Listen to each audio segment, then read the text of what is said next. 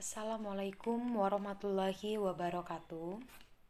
Perkenalkan, nama saya Tata Novela, NPM 5020075 dari kelas 2B, Prodi PGSD, mata kuliah Pendidikan Karakter, dosen pengampu Bapak Tio Gusti Satria, Magister Pendidikan.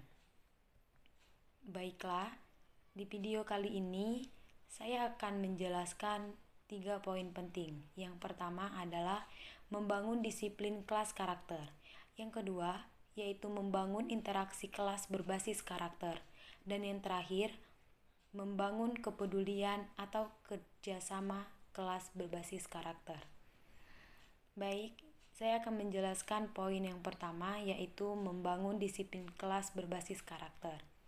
Berbagi agenda.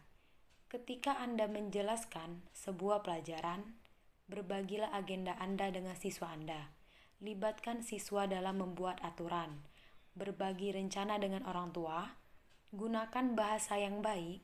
Membantu siswa belajar yang baik. Membantu siswa belajar dari kesalahan. Membantu para siswa membuat rencana perubahan perilaku. Nah, dengan membangun disiplin kelas berbasis karakter, dibutuhkan kerjasama antara guru dan peserta didik. Mereka harus saling melengkapi satu sama lain. Guru dapat membantu atau sangat berperan penting dalam jalannya disiplin kelas tersebut. Atau guru dapat memberi sanksi atau sekedar peringatan pada peserta didik yang melanggar. Ada beberapa contoh disiplin dalam kelas, antara lain berdoa sebelum dan sesudah pelajaran. Setelah itu, memberikan kesempatan kepada semua peserta didik untuk melaksanakan ibadah. Larangan menyontek, bekerja dalam kelompok yang berbeda, serta membiasakan hadir tepat waktu. Materi yang kedua yaitu membangun interaksi kelas yang berbasis karakter. Interaksi kelas berbasis karakter dalam bekerja guru cenderung mengelompokkan siswa dalam interaksi yang berbeda.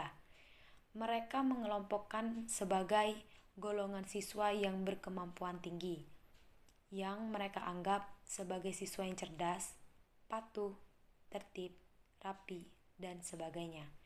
Interaksi kedua adalah golongan siswa berkemampuan rendah. Mereka adalah yang termasuk siswa yang mempunyai nilai rendah, bandel, pemberontak, malas, dan sebagainya. Ada beberapa contoh interaksi anak berkemampuan tinggi dan anak berkemampuan rendah. Anak berkemampuan tinggi cenderung lebih murah senyum, sedangkan anak berkemampuan rendah cenderung berbicara lebih keras. Anak berkemampuan tinggi lebih banyak ngobrol, sedangkan anak berkemampuan rendah ngobrol seperlunya saja. Anak berkemampuan tinggi lebih mudah akrab, sedangkan anak berkemampuan rendah sulit untuk akrab dengan teman atau jarang senyum. Anak berkemampuan tinggi itu berbicara secara intelektual, sedangkan anak berkemampuan rendah itu berbicara lambat. Anak berkemampuan tinggi ialah biasanya adalah orang humoris, sedangkan anak berkemampuan rendah adalah instruksional. Anak berkemampuan tinggi biasanya bertindak lebih matang, sedangkan anak berkemampuan rendah biasanya otoriter. Dan yang terakhir, anak berkemampuan tinggi menggunakan kosakata yang kompleks, sedangkan anak berkemampuan rendah menggunakan kalimat mentah. Baiklah, sebelum kita masuk ke dalam materi yang berikutnya, ada baiknya kita melakukan ice breaking terlebih dahulu, biar kita lebih semangat dalam proses pembelajaran. Oke, ikuti sama-sama ya. Mana jempol di sini, di sini. Hello, apa kabar? Baik-baik saja, sembunyi, sembunyi. Mana jempol, mana jempol di sini, di sini. Hello, apa kabar? Baik-baik saja, sembunyi, sembunyi. Oke, baiklah kita masuk ke dalam poin yang terakhir atau poin yang ketiga, yaitu membangun kepedulian dan kerja sama kelas berbasis karakter. Dalam suatu sekolah, pasti ada yang dinamakan kerjasama. Kerja sama satu sekolah maupun lingkup dalam kelas. Kerja sama sangat dibutuhkan dalam pembelajaran interaksi antara peserta didik maupun guru. Jika semua peserta didik dapat bekerja sama dengan baik, maka akan tumbuh benih kepedulian di antara mereka.